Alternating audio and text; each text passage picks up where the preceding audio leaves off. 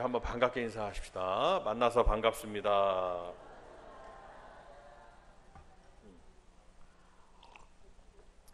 반갑습니다. 일주일 동안 잘 지내셨나요? 말씀의 능력, 우리 다 같이 큰 소리로 말씀의 제목을 같이 한번 외쳐봅니다. 말씀의 능력. 시작.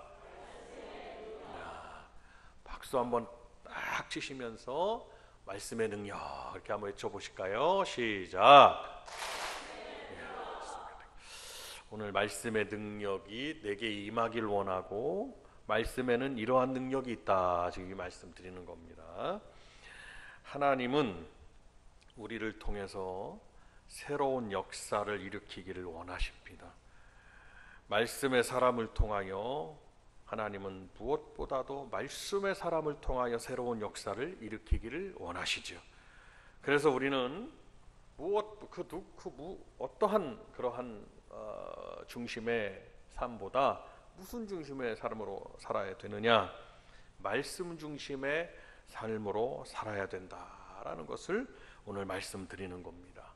하나님 중심이라 하면, 구약성경에 하나님 중심이다 하면 세 가지를 요약해서 말씀드릴 수가 있어요. 첫 번째, 하나님 중심, 내가 하나님 중심으로 살아간다 그러면 첫 번째가 오늘 나오는 말씀 중심입니다. 나는 하나님 중심의 사람입니다. 그러면 나는 말씀 중심으로 살아간다 이 말이에요. 두 번째는 교회 중심입니다. 우리가 한번 따라합니다. 교회 중심. 교회를 중심으로 살아가는 거예요. 그러니까 세상에 온 천지가 다 많고 많은 일이 있고 많은 우리의 주의를 끄는 일이 많이 있어도 우리 성도들의 삶의 중심에는 항상 첫 번째 말씀이 있고 두 번째 교회가 있습니다. 교회 중심. 그러니까 첫 번째가 순서가 있어요. 첫 번째 말씀 중심, 두 번째 교회 중심, 그 다음 세 번째가 뭐냐? 교회 가면 누가 있냐면 제사장이 있어요. 그 제사장은 주님과 나 사이에 나를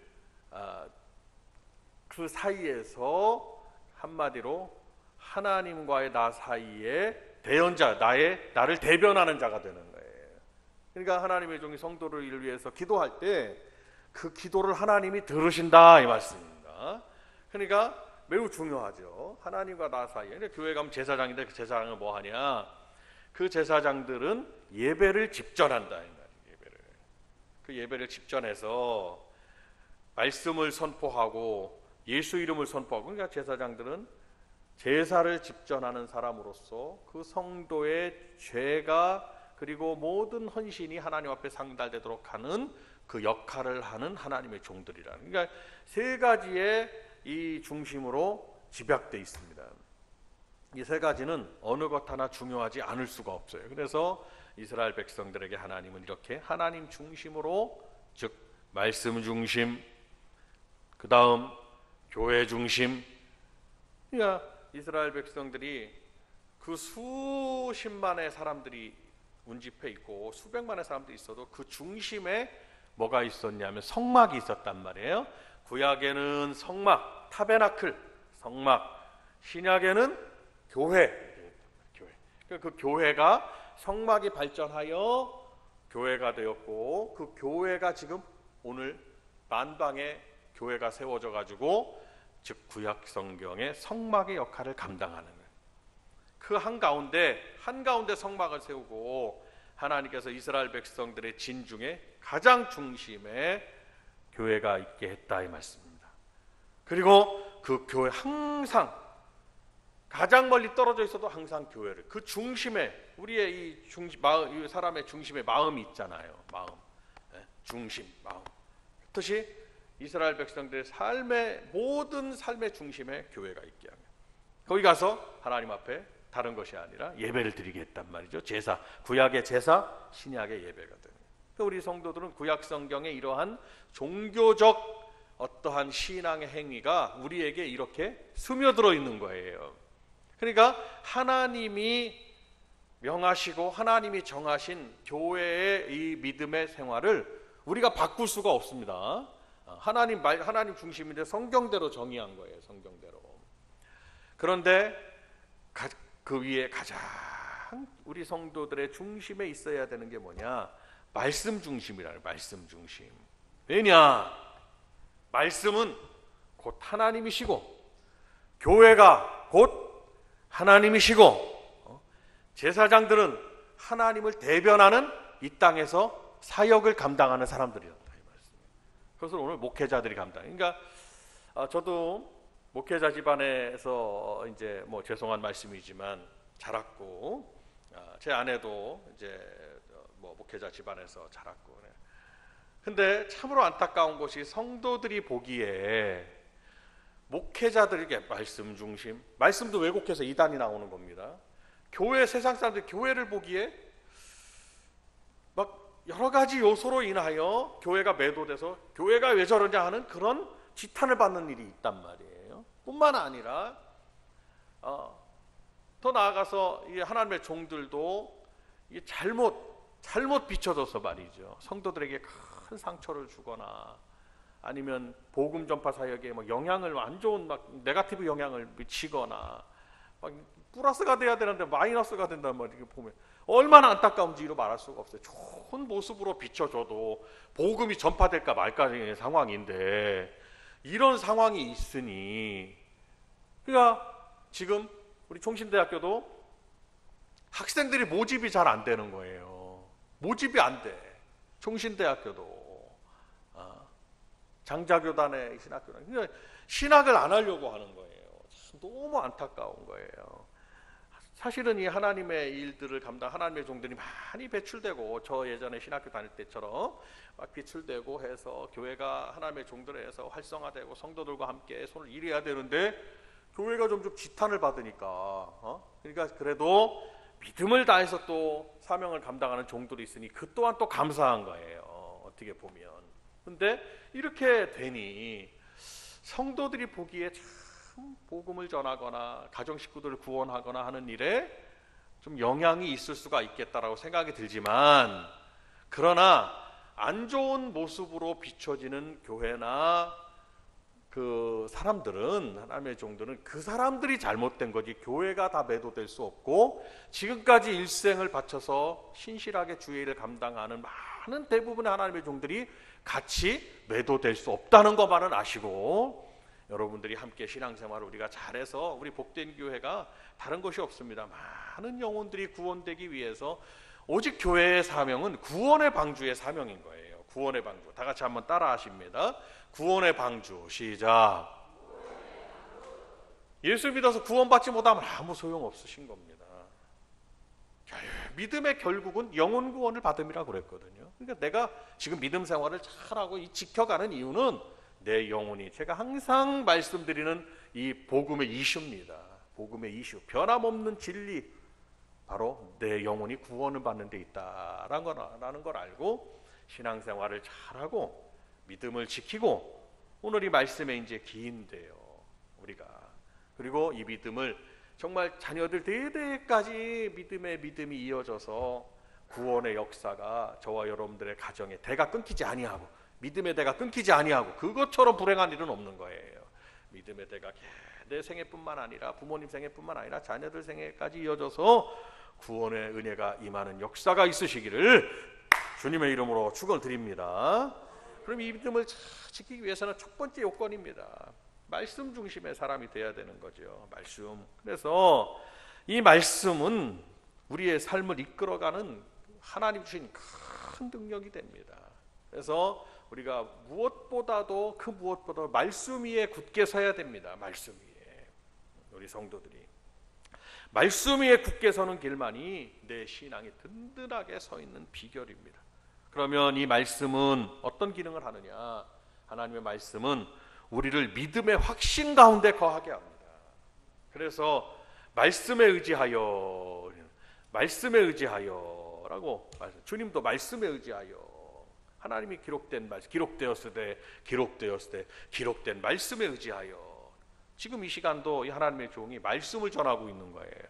세상의 지식을 전하고 같으면 아는 것도 없고, 뭐 세상의 지식은 박박사들도 너무 많고, 이중삼 목사님, 그 목사님이 통합교단 목사님인데, 제가 20 몇 년 전에 필리핀 사역할 때 그 목사님이 이제 우리 선교사들 세미나 오셔가지고 말씀 증거하는데, 제가 중요한 교훈을 그때 얻었어요. 뭘 얻었냐? 교인이 한 2,000명 되는데 박사가 800명이라는, 거기는 어디에 있냐? 교회가 지금도 있습니다. 대덕령 구단지 카이스트 있잖아요. 카이스트 키스트 있는 거기에 연구원들은 박사학위 하나만 가지고는 연구원이 될 수가 없습니다. 그쪽 분야로 다른 박사를 해야 돼. 박사를 한 3개는 내야 그래도 공부 좀 했다 이런 데입니다. 근데 우리한테 그러는 거예요. 목사님들, 목회자가 단상에서 뭘 전해야 되느냐? 말씀만을 전해야 된다는 거예요. 당신이 교인 2,000명인데 당신 교회가 하필 거기 있어가지고, 거기 있어가지고 교인들이 나오는데, 세계 유수한 석학들이죠. 우리나라 사람들이 얼마나 공부를 잘합니까? 뭐 MIT에서 공부를 하고, 매사추세츠 있잖아요. 공부를 하고, 미국에서 MIT 출신하면은 뭐 그건 뭐 최고 상위 클래스입니다. 뭐 칼텍에서 공부를 하고, 조지아텍에서 공부를 하고, 뭐 그 텍들 있잖아요. 테크니컬 컬리지, 기술대학이죠. 근데 거기서 한번 최고 상위로 갑니다. 거기서 이제 유학 가서 공부를 하고 와서 여기서 신앙생활을 하는데, 그분들 앞에서 뭔 얘기를 하겠니요? 아무 얘기가 할 얘기가 없다는 거예요. 과학 얘기도 뭐 잘못 꺼냈다, 생명공학이다 뭐 잘못 꺼냈다 그러면 웃고 있지 않겠냐 이거예요. 그래서 하나님의 은혜에 감사한 게, 그들을 보내서 오직 하나님 말씀 중심의 설교만 하게 하신 것을 감사합니다. 그래서 제가 섣불리 세상 지식을 말하는 곳이 아니다는 거예요. 여기는 성도들도 세상 지식을 듣기 위해서 오는 곳이 아니라는 거예요. 그럼 뭘 듣기 위해 오시냐? 하나님의 말씀을 듣기 위해서 오시는 겁니다. 아멘입니까?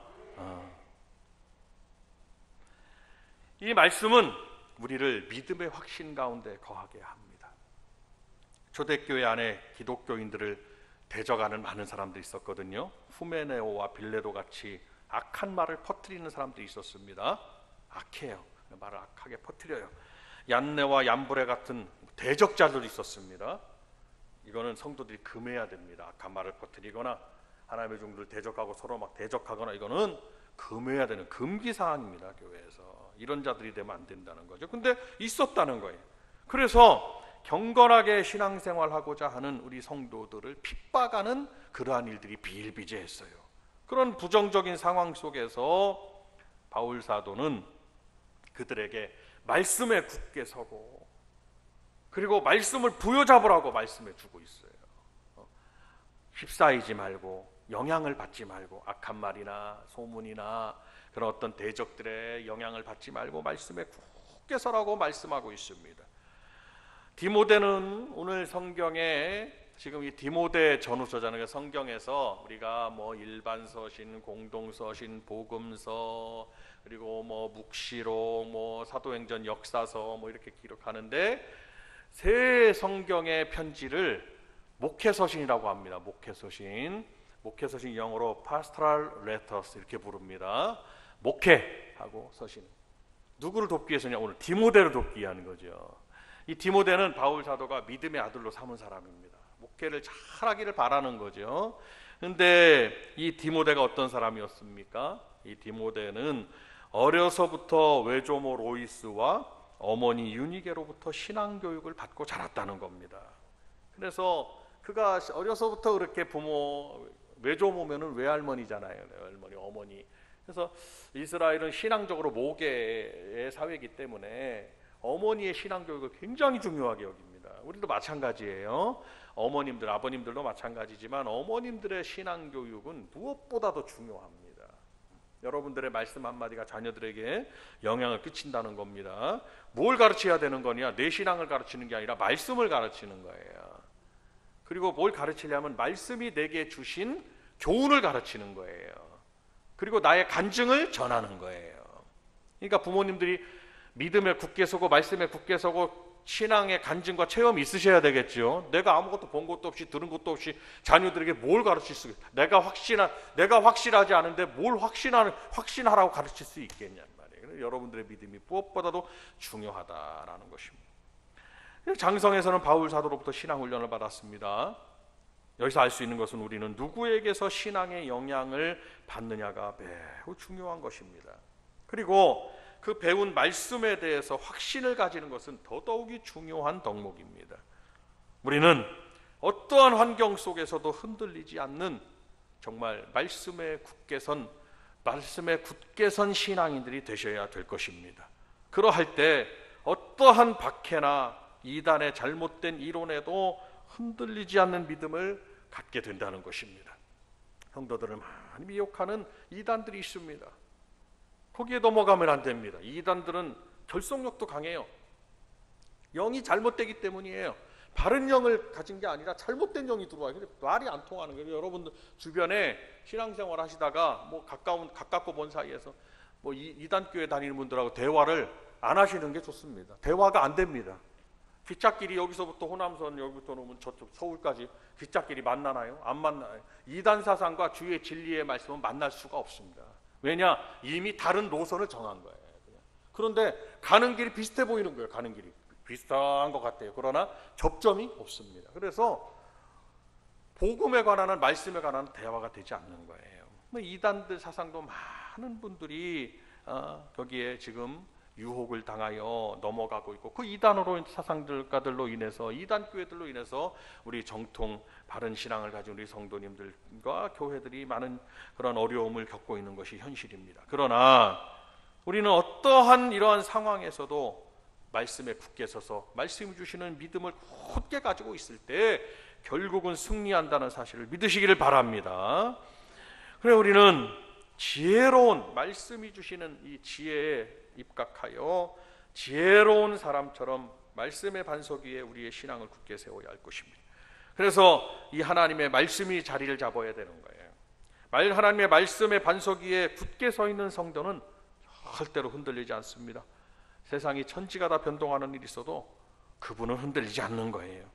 그분에게는 믿음의 확신이 있기 때문이에요. 자, 두 번째로 한번 따라합니다. 믿음의 확신. 시작.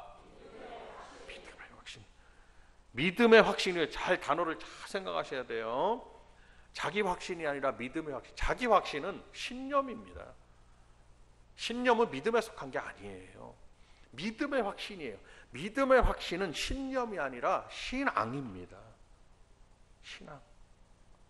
우리는 신념이 굳고, 세상에는 뭐 신념을 가질 때 뭐 공부도 하고 뭐 좀 어느 정도 뭐 이루는 게 있지만, 하나님의 역사는 신앙인들에게 이런 역사를 하나님이 이룩하신다는 것을 믿으시기를 바랍니다. 그래서 흔들리지 않는 믿음의 확신 가운데 서 있는 저와 여러분들이 되시기를 바랍니다. 두 번째로 말씀은 우리에게 구원에 이르르는 지혜를 줍니다. 결국은 말씀은 우리를 어디로 인도해요? 하나님의 나라로 인도한다는 겁니다. 하나님의 나라. 하나님의 나라는 1층 전, 2층 전, 3층. 하나님의 나라. 하나님이 계신. 하나님은 온 우주에 편만하시고 온 세계에 편만하신다. 어디든지 계신다 이거죠. 무소부지하시다는 거예요. 하나님이 계신 건 장소가 없다는 게 하나님의 속성입니다. 그러나 하나님의 나라가 정해져 있어요. 이 땅에서 저 하늘로 가는 겁니다. 하나님의 나라, 새 하늘과 새 땅에서 하나님의 나라가 있어요. 말씀은 결국은 우리에게 구원으로 인도하는 지혜를 줍니다. 그래서 구원에 이르는 이 지혜는 성경에서 흐르고 있는 가장 중요한 성경에 기록된 목적입니다. 그래서 성경을 어떤 책으로 정의합니까? 윤리와 도덕책? 여기 성경에도 윤리와 도덕이 있고 법이 있습니다. 윤리와 도덕은 법에 입각해 있죠. 그죠? 법이 어디 있습니까? 여러분도 아시다시피 미국의 법원에서 증인 선서할 때 어디다 손을 얹나요? 성경 위에 손을 얹습니다. 법이 어떻게 보면 그 법전들이 있잖아요. 무슨 법전, 함무라비 법전, 무슨 법전 많이 있잖아요. 법전들이. 우리나라 법이 어디서 왔을 것 같으세요? 미국에서 해석돼서 왔지 않겠어요? 뭐 자체적으로 발의를 해갖고 만든 것도 있겠지만은 그 법의 기본 틀이 어디 있느냐? 십계명 율법에 있는 것을 알 수가 있어요. 참 놀랍죠. 근데 성경은 그냥 법이고 윤리와 도덕책입니까? 아닙니다. 성경에 정치와 경제가 있을까 없을까요? 있습니다. 성경이 정치와 경제책이 아닙니다. 성경에 문학이 있을까요? 철학이 있을까요? 당연히 있습니다. 그러나 성경은 문학과 철학의 책이 아닙니다. 그럼 성경은 뭐냐? 성경에 기록된 주된 목적은 하나님의 구원에 이르게 하는데 그 목적이 있습니다. 그러다 보니 성경에서 사람이 사는 데 있어서는 학문의 발전을 이루었고, 그 전에 성경을 보니까 윤리와 도덕도 있어. 하나님이 사람들이 살아가는 데 있어서의 하나님이 정하신 창조의 섭리의 법이 있잖아요. 우리 신체도 하나님이 정하신 법이 있으니까 잘 혈액도 흐르고 다 신진대사도 원활해지고 다 이렇게 하듯이 다 하나님 정하신 법이 있잖아요. 그러다 보니 성경 속에서도 사람과 사람들 사이의 역사를 기록하다 보니 거기에 그런 여러 가지 윤리도 있고 도덕도 있고 법도 있고 정치도 있고 경제도 있고 문학도 있고 철학도 있고 다 들어있더라고요. 그러나 성경의 목적은 하나님의 구원입니다. 말씀은 궁극적으로 구원으로 인도해 준다는 이 변함없는 진리의 말씀을 여러분들은 믿으셔야 됩니다. 그래서 내가 성경 말씀을 읽고 듣고 지킬수록 나는 구원에 이르게 된다는 말씀을 믿으시기를 바랍니다. 하나님의 말씀이 나의 영혼에 들어오면 생기가 들어옵니다. 그리고 나의 영혼을, 잠자는 영혼을 깨우고 소생시켜준다는 사실을 믿으시기를 바랍니다. 이 말씀이 어디 기록되어 있느냐? 에스겔서 37장의 말씀에 에스겔이 본 환상의 마른 뼈의 골짜기, 거기에서 잘 나와 있습니다. 인자야 명령하거라. 뼈들이 그냥 다 사람의 뼈가, 여러분 킬링필드의 그 뼈들 보셨잖아요. 뭐 사진이나 보셨잖아요. 방송 보도를 통해서 우리 그 캄보디아 가셨을 때 2015년인가요? 가셨을 때 우리 성도님들은 킬링필드 거기에 가장 그 수용소 거기를 이제 가보시기도 했어요. 푸놈펜에. 어떻습니까? 뼈들이 막 사람 뼈가 있고. 마른 골짜기 가니까 뼈들이 다 무슨 모양이 있지도 않고 그냥 있는 거예요. 인자야 명령하거라. 나는 명령하니까 뼈들이 붙더라. 그러니까 뼈들이 그냥 붙는 거예요. 에스겔 명령하니까, 말씀을 그에게 선포하니까 거기에 힘줄이 붙더라. 그러니까 힘줄이 막 붙는 거예요. 환상으로 봤다 이 말이에요. 환상으로, 하나님 말씀의 환상으로. 그리고 거기에 막 살이 붙어라 그러니까 막 살이 붙는 거예요. 가죽이 붙어라 막 다 가죽. 그러니까 그 뼈들이 하나님의 말씀이 선포되니까 온전한 사람이 되고 생기가 들어가게 하고 큰 군대가 된 거예요. 그러니까 우리가 믿기 전에는 마른 뼈와 같이 그렇게 다 죽은 자와 방불한 자 같을지라도 하나님의 말씀이 들어온 뼈들이 붙습니다. 온전한 사람이 되어 생기가 들어가서 키 큰 여호와의 군대가 되는 것처럼 우리가 영적으로 그러한 은혜를 입었다 이 말씀입니다. 무엇을 통해서? 하나님의 말씀을 통해서 우리가 그렇게 변화되었다는 거예요. 그러니까 이 말씀을 읽고 듣고 읽고 묵상하고 말씀을 암송하고 되새이는 것은 무엇보다도 중요한 겁니다. 그러니까 우리가 은혜 받은 말씀이 있잖아요. 그러면 그 말씀을 계속해서 되새기는 거예요. 소가 여물을 되새기고 하루 종일 되새기고 있듯이. 그래서 제가 봤다니까요. 소가 입을 하루 종일 가만 안 내둔다니까요. 뭔가를 되새기고 또 되새기고. 소는 되새김질하는 짐승이잖아요. 그죠? 네. 먹은 걸 또 되새기고 또 되뇌이고. 그러니까 우리가 오늘 우리 성도들의 승리의 비결은 뭐냐? 하나님의 말씀을 듣고 망각하는 게 아니라 말씀을 되새기고 또 되새기고. 요한복음 3장 16절 우리 이 말씀을 다 같이 한번 암송해 보실까요? 하나님이 세상을 이처럼 사랑하사. 시작. 하나님이 세상.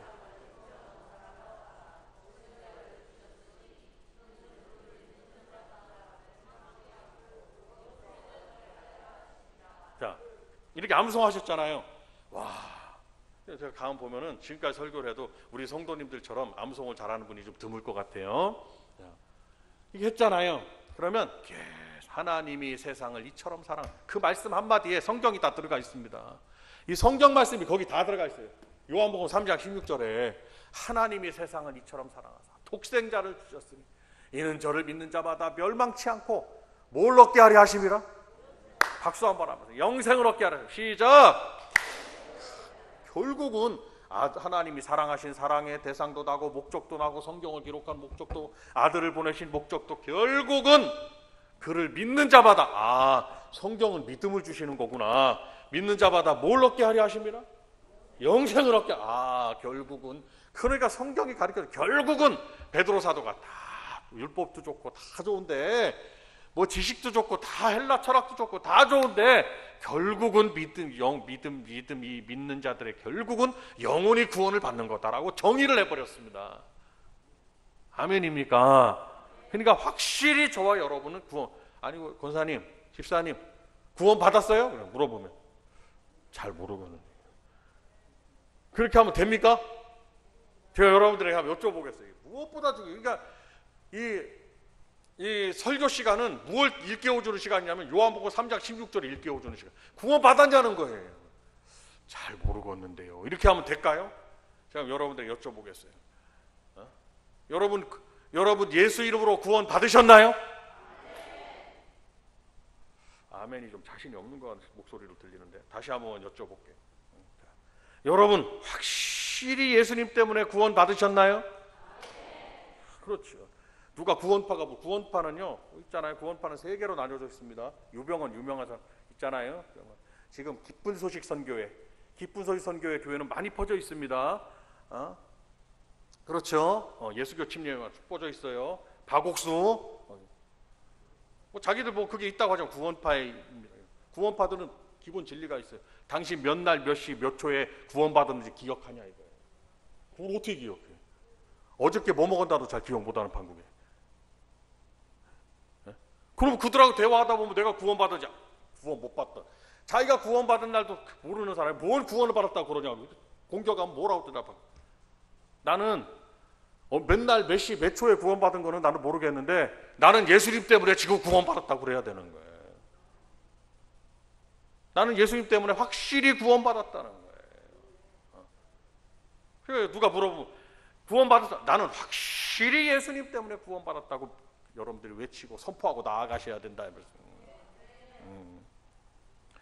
말씀은 우리에게 구원에 이르르는 이렇게 지혜는 깨달음이 지혜입니다. 깨닫는 게 많이 아는 게 지혜가 아니라 깨닫는 게 지혜예요. 성경적 지혜는 많이 아는 거는 지식입니다. 많이 담아두는 거예요. 아무리 뭘 담아둬도 깨닫지 못하면 지혜가 될 수 없습니다. 하나님의 말씀을 아무리 구슬을 달달 깨서 다 암송하고 있어도 깨닫지 못해서 그것을 나에게 적용하지 못하면 지혜자가 될 수 없는 겁니다. 그래서 성경 뭐라고 말씀합니까? 여호와를 아는 것이 지혜의 근본이라고 말씀했고 지식의 근본이라고 말씀했어요. 그 지식은 결국은 우리에게 지혜를 줘야 됩니다. 깨달아야 되는 거예요. 마지막으로 말씀은 우리를 하나님의 사람으로 온전하게 만들어주고 준비시켜줍니다. 모든 성경은 하나님의 감동으로 되어 있습니다. 그래서 이 성경은 무오합니다. 그래서 우리는 성경 무오서를 믿고 있습니다. 성경을 누가 기록하지 않았나요? 사람이 기록하지 않았나요? 뭐 아가서가 어떻게 성경이 될 수 있나요? 다 그것은 성경의 하나님께 대한 도전입니다. 우리 하나님은 성경 66권을 하나님이 직접 감동하게 하사 사람을 자기 생각대로 쓴 게 아니라 하나님이 그 손만을 사용하신 겁니다. 쓴 기록자가 1500여 년 동안 40여 명의 기록자가 성경을 기록했을지라도 하나님은 성경을 쓰신 분은 하나님이시고 쓰게 하신 그 사람들은 하나님의 감동을 받아서 그냥 하나님이 쓰라고 하신 대로 대필한 것뿐입니다. 성경은 무오하다. 그래서 성경은 4가지 기능을 가지고 있습니다. 오늘 성경에서 말씀하는 거예요. 자, 16절을 같이 한번 읽겠습니다. 16절 시작.